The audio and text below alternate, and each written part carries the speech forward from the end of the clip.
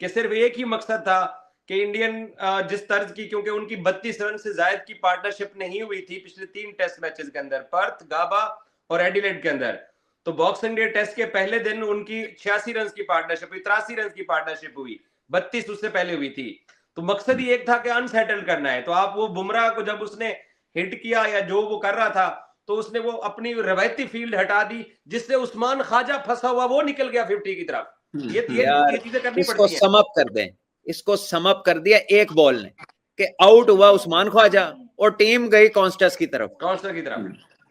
ठीक है, तो ऑस्ट्रेलिया ने जो अचीव करना था ना, वो इस एक बॉल ने उसका लुबे लुबाब पेश कर दिया। अब चाहे उसको कोई जो मर्जी रंग दे बातों में, लेकिन वो बड़ी क्लियर स्ट्रेटेजी थी। कॉन्स्टस के पीछे क्या रिकॉर्ड था यार कि वो इतनी बड़ी सीरीज में उसको ओपन करा देते। वो तो उन्होंने देखा कि जो हो ही कुछ नहीं रहा, तो कुछ बिल्कुल ऐसा कर दो जो आउट ऑफ एक्सपेक्टेशन हो, जो आउट ऑफ द बॉक्स हो, जो सोच भी ना सके कि क्या होना है। ठीक है, और उसमें उन्होंने कहा हो तो पहले ही नहीं रहा, तो चलो ऐ ट्राई करके देखने हैं। ठीक है, फिर 6 वर्ल्ड कप जीतने वाला, फिर तो क्रिकेट टीम का माइंडसेट 6 वर्ल्ड कप उनके पास, ऐसे तो नहीं है सर, ये भी तो देखें। बाकरी आपको क्या लगता है, अगर इंडिया बुमराह के बगैर चैंपियंस ट्रॉफी में आना पड़ा उनको, जो कि मैं जाती तौर पर समझता हूं कि हमारे साइन भी होने चाहिए, उनका बुमराह भी हो, ताकि मजा आए, जरा चैंपियंस ट्रॉफी के स्टार्स होंगे तो मजा आएगा। बट अपेरेंटली लग रहा है कि शायद बुमराह नहीं होगा चैंपियंस ट्रॉफी में। न्यूजीलैंड में वो उनका चेकअप चल रहा है या रिपोर्ट्स वगैरह गई हुई हैं, मेरे ख्याल में आजकल में आ जाएंगी, क्योंकि फास्ट बॉलर का बट बताएंगे कि जो बैक स्ट्रेस होता है वो ग्रेड 1 की भी हुई तब भी वो नहीं खेल पाएगा चैंपियंस ट्रॉफी। तो आपको क्या लग रहा है बाकरी के विदाउट बुमराह इंडिया कितना अफेक्ट करेगी उनके लिए चैंपियंस ट्रॉफी? यार इस वाली बॉर्डर गवास्कर सीरीज के अंदर हमने सारा इनसार देखा बुमराह के ऊपर इंडियन टीम ने किया, और उसने उनको आउट भी करके दिए हैं। लेकिन हमें यह भी याद रखना चाहिए कि जो इंडियन कंडीशन के अंदर 3 टेस्ट मैचेस न्यूजीलैंड के साथ हुए, वहां पर इंडियन टीम के साथ क्या हुआ। और मैं इंडियन मीडिया को और उनके एक्स क्रिकेटर्स को सुन रहा हूं, वो बुमराह को लेके इतना ज्यादा वरी नहीं है। उनके लिए पिछले वर्ल्ड कप के अंदर मोहम्मद शमी और सिराज उनके लिए एक लीथल वेपन के तौर पे थे। इंडिया ने पहले जो 10 मैचेस खेले वर्ल्ड कप के, उसमें इंडिया ने हरीफ टीमों को तकरीबन 2-250 पे आउट किया और उनकी बैटिंग ने चेज किया। और जो वर्ल्ड कप के आखिरी 5 मैचेस थे, इंडिया ने 300 किया और दूसरी टीम को 150 पे आउट करते रहे हैं। इस वक्त जो इंडियन टीम का जो मैंने देखा है पिछले 3-4 दिन से, प्रॉब्लम ये चल रहा है, वो जायसवाल को अंदर लाना चाह रहे हैं ओडीआई साइड के अंदर। और अगर वो जायसवाल को लाते हैं, उसके साथ रोहित ओपनिंग करते हैं, तो शुभमन गिल कहां जाएगा? क्योंकि विराट 1 डाउन की पोजीशन नहीं छोड़ने वाला। उन्होंने फिर वो चाहते हैं कि ऋषभ पंत जैसा दलेर भी आ जाए, फिर वो केएल राहुल को विकेट कीपर बैट्समैन के तौर पे खिलाते हैं।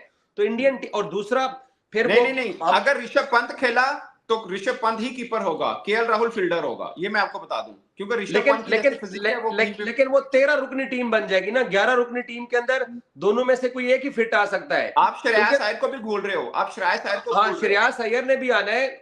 लेकिन इस वक्त जो इंडियन टीम का वो जो ऊपर का प्रॉब्लम चल रहा है कि अब ये देखे ना, ये क्या हो रहा है इंडियन टीम के साथ, जो मेरी असेसमेंट है वो ये है, जो हमारे साथ अमेरिका वाले वर्ल्ड कप में हुआ, जो हमारे साथ इंडिया वाले वर्ल्ड कप में हुआ, जो हमारे साथ श्रीलंका वाले एशिया कप में हुआ। एक मिस्टर फिक्सेड टीम के अंदर है, 2 कप्तानी के वैसे उम्मीदवार हैं, गौतम गंभीर की अपनी एक साइंस है। जो इंडियन टीम के साथ 2021 के T20 वर्ल्ड कप में हुआ कि पहले राउंड से बाहर निकले, जो अमेरिका में हमारे साथ हुआ, जिस टीम के अंदर कप्तानी की लालच पड़ जाए, कोच कुछ सोचता हो, प्लेयर कुछ सोचते हो, और कप्तान अकोमोडेट होने की बुनियाद के ऊपर खेलना चाह रहा हो, उस टीम, मुझे तो इंडियन टीम इस कम से कम चैंपियंस ट्रॉफी में वही जो 2021 में थी, या जो हम अमेरिका वाले वर्ल्ड कप में थे, कप्तानी की लड़ाइयां और मेरिट पे सिलेक्शन ना होना और अकोमोडेशन की बुनियाद के ऊपर, मुझे तो इनके हालात बहुत पतले लग रहे हैं इस चैंपियंस ट्रॉफी में। लेकिन बट साहब, इससे बड़ी लड़ाई तो हमने आईपीएल के अंदर देखी थी रोहित शर्मा और पांड्या के बीच, लेकिन हमने फिर ये भी देखा कि फाइनल का फाइनल ओवर पांड्या ने किया और उसने मैच जितवाया था। तो आपको लगता है कि ये कहानी जो पाकिस्तान क्रिकेट में हुई है, वैसे बजाहिर बाकरी की बात ठीक है कि उधर ये प्रॉब्लम्स हैं, अब उनका जो कोच आया हुआ है, मैं नहीं कहता कि वो जाहिर है वो खुद ज्यादा बेहतर समझते होंगे जो इंडियन मीडिया है, बट बजाहिर हमें जो लग रहा है यहाँ बैठ के कि उनके कोच आने के बाद प्रॉब्लम हुआ, टीम के अंदर डिफरेंसेस आए और खिलाड़ियों के बीच में भी आए, खिलाड़ी एंड कोच के बीच में भी आए, ये एक चीज तो नजर आ रही है। लेकिन हमने ये पहले एक एग्जांपल देख चुके हुए हैं वर्ल्ड कप 2024 में कि पांड्या वर्सेस रोहित शर्मा किया था, सबने, इंडियन मीडिया ने भी किया और हम भी समझ रहे थे, फिर हमने देखा कि उसी पांड्या ने मैच भी जितवाया उनको वर्ल्ड कप फाइनल का एक तरह से। तो आपको लग रहा है मैं आपको एक बात बताऊं कि इंडिया और पाकिस्तान का जो मेन डिफरेंस है एट अ हायर लेवल। जब वो डिसीजन मेकिंग पे आएंगे ना, their YouTubers and their television spokesperson don't matter. फिर क्या तबसरा हो रहा है, कौन क्या कह रहा है, उसकी कोई अहमियत नहीं होती उनके डिसीजंस में। हमारे यहाँ वो डिसीजंस के ऊपर सोचा जाता है फलाना क्या कहेगा, वो शोच कोई की कहेगा, ये साढ़े मगर तो नहीं पै जाएगा। हमारे यहाँ जरा ध्यान इस तरफ रहता है कि लोग क्या कह रहे हैं। उन्होंने नहीं, उनका तो कप्तान आके प्रेस में कह देता है कि यार क्या फर्क पड़ता है, कोई क्या कह रहा है, कोई क्या तबसरे कर, आप सुन लें। लेकिन बट साहब मैंने कम्युनिकेशन पढ़ी है, जब कोई बंदा के ये कह देना कि फलां बोलता है मुझे क्या फर्क पड़ता है, इसका मतलब उसको फर्क पड़ता है। जब वो नहीं बोलता उसको फर्क नहीं पड़ता। साहब कम्युनिकेशन पढ़ी होगी किताब, लेकिन ये चीजें इवॉल्व होती हैं। इसका है एक रिवर्स माइंडसेट है।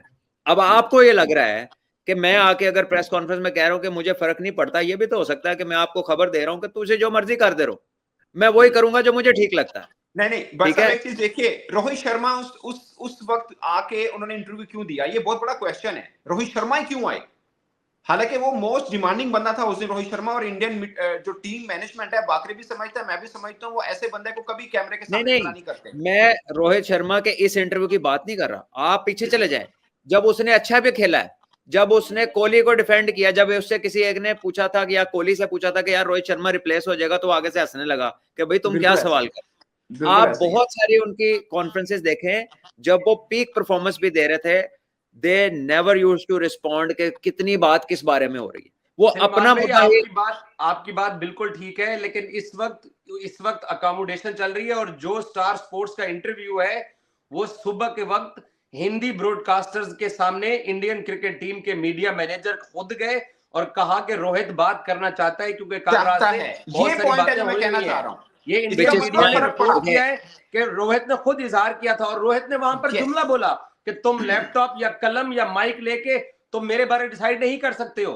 और ये बात किसी हद तक जो ड्रेसिंग रूम वाली एमसीजी के अंदर जो ड्रेसिंग रूम वाला फड्डा है, या जो मिस्टर फिक्स इट या दो कप्तानों वाली बात निकली है, ये इससे पहले विराट कोहली की आपको वो प्रेस कॉन्फ्रेंस याद होगी, जब 45 मिनट पहले उसको बोला गया कि यार तुम वनडे के कप्तान नहीं हो, और वो साउथ अफ्रीका गया, उसने टेस्ट कप्तानी भी छोड़ दी, एक से सीरीज ड्रॉ कर दी। हमारा बिल्कुल सेम कल्चर है।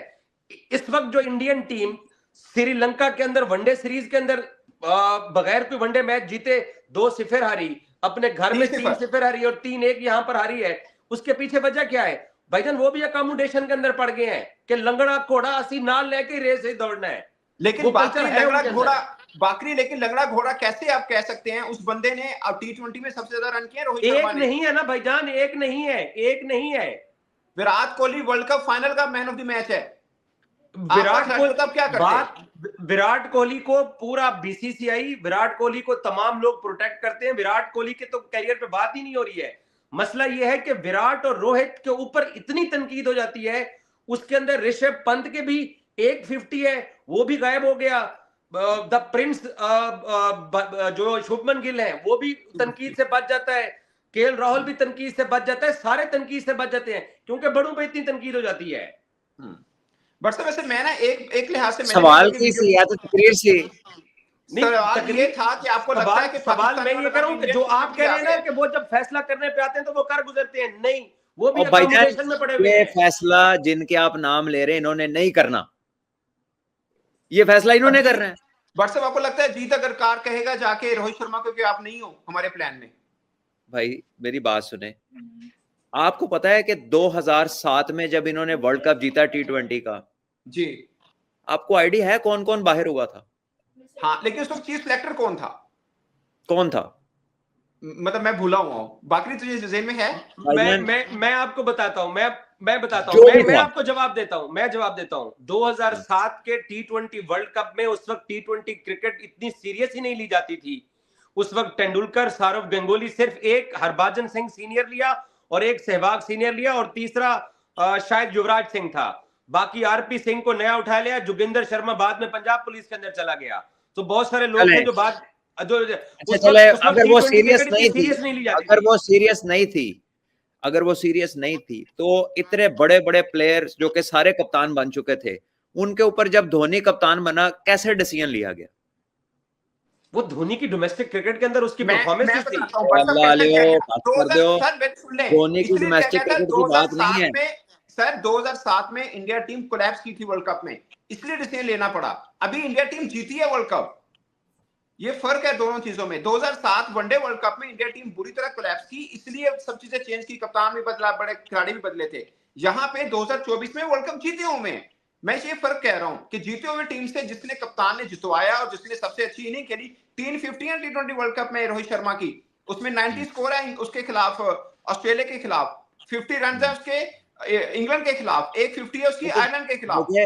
आई डोंट नो, बेसिकली मेरा ख्याल, मेरी जजमेंट है, आप अग्री करें ना करें, बेसिकली ये करियर एंडिंग पॉइंट पे बहस जा रही थी, करियर एंडिंग पॉइंट पे, यानी कि लोग ये बात करना शुरू हो गए थे अभी रिटायरमेंट ले लेगा, कल ले लेगा, वापस आके ले लेगा, and that is where this need arose. ये जरूरत महसूस हुई कि नहीं जाके दसो, गल करो, और फिर आखिर में वो जो हुआ ना कि आपने बड़ी सर्विस की, ये वो आपका शुक्रिया, उन्होंने कहा भाई मैं कहीं नहीं जा रहा, उसने कहा मैं कहीं नहीं जा रहा, ठीक है। तो ये जो जरूरत है ना, ये इसलिए पेश आई कि ये सारा का सारा ट्रेंड क्रिकेट छोड़ने की तरफ चल पड़ा था।